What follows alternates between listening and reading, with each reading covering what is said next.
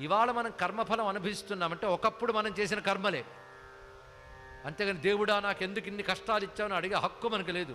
ఒకప్పుడు చేసే కర్మలకి ఫలం ఇస్తాడు ఈశ్వరుడు, అంతే, మరొకటి కాదు. అయితే నువ్వు ఆరాధన చేసిన గట్టిగా పట్టుకుంటే దయ కలుగుతుంది. దయ కలిగితే ఆయన తొలగించి అనుగ్రహించగలడు కూడా. అదే నీ కర్మ ఎంత అఘోరించి అనడు, అనుగ్రహిస్తే తొలగిస్తాడు కూడా. ఇక్కడ శిక్ష వేసిన ప్రెసిడెంటే ఒక్కొక్కప్పుడు రద్దు చేయొచ్చు కదండి ఇక్కడ. ఎందుకంటే వాడు గుడ్ కాండక్ట్ అంతా బాగున్నది, శిక్షాకాలంలో బాగా ఉన్నాడు కనుక శిక్ష రద్దు చేస్తాను అంటాడే లేదా సరిగ్గా ప్రవర్తిస్తే. అలాగే పాపఫలంగా దుఃఖాలు అనుభవించవలసి వచ్చినా మనం ఈ జీవితంలో ధర్మబద్ధంగా జీవిస్తూ ఈశ్వరుణ్ణి ఆరాధన చేస్తే ఆయన తప్పకుండా క్షమించి అనుగ్రహిస్తాడు, అందులో సందేహం లేదు.